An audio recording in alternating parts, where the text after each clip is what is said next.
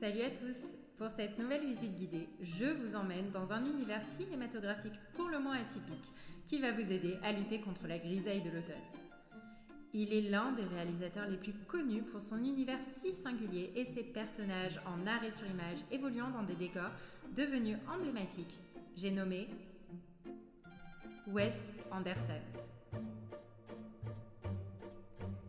Esthète au style unique, sa marque de fabrique ne cesse d'inspirer des univers très différents. En témoignent toutes ses publications Insta entre autres et la trend Accidentally Wes Anderson.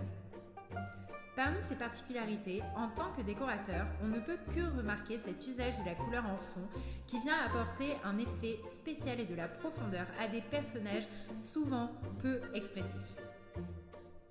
Pastel ou voyante, mais surtout rétro, les teintes de prédilection du réalisateur sont un guide sans faille pour t'aider à associer les couleurs dans ton intérieur. Décryptons ensemble quelques scènes des plus emblématiques de Wes Anderson à adopter chez soi. Esthétique pop, à la limite du too much, cette scène tirée de son plus grand succès nous fait adorer le rouge dans sa version la plus éclatante. Mais le détail déco à retenir ici, c'est l'association avec les moulures qui, grâce à une teinte ultra saturée et une finition laquée, prennent un nouveau souffle très moderne. À noter également le duo improbable mais hyper dynamique du rouge et du violet.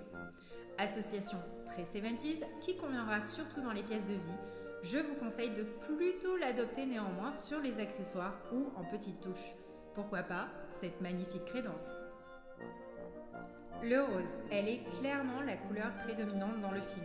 En version pastel ou plus vive, elle est associée à énormément de teintes différentes qui nous offrent un grand choix selon le style que l'on veut donner.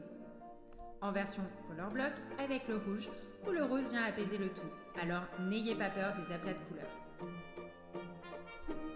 Associé au chrome et au vert, le rose donne une ambiance 80s californienne idéale pour le salon. Associé au bleu ciel pour un rendu original et joyeux. Attention cependant à garder un équilibre entre les deux teintes, idéalement le fameux 70-30. Association notamment recommandée dans la salle de bain. Et ça tombe bien puisque parmi les couleurs Pantone du prochain printemps, on retrouve un bleu doux et un rose chaleureux en teinte de base. Le rose et le moutarde, duo coup de cœur hyper chaleureux que je verrais bien dans une entrée pour une arrivée coco. Duo de couleurs primaires et ambiance swimming pool dans la vie aquatique qui n'est pas sans rappeler les intérieurs modernistes. Mais contrairement aux grands aplats du Corbusier, il est intéressant ici de voir que le bleu est associé au rouge qui lui est présent en petites touches, idéal pour une déco bord de mer ultra moderne. Arrêtons-nous 2 minutes sur ce papier peint devenu iconique. Alors, sans tomber dans l'imprimé ethnique forcément, notons cependant le rendu ultra moderne du rouge associé à un motif graphique noir et blanc. Déco, dynamique, garantie. Enfin, ambiance mid-century dans The Moonrise Kingdom où le vert et le jaune s'assemblent en version désaturée et où le tout se réchauffe grâce à des bruns foncés. Association intemporelle qui conviendra tout aussi bien dans la pièce de vie pour le coup que dans les espaces dits de repos comme les chambres. Alors, est-ce que toi aussi tu es prêt à succomber à la Wes mania dans ton intérieur ?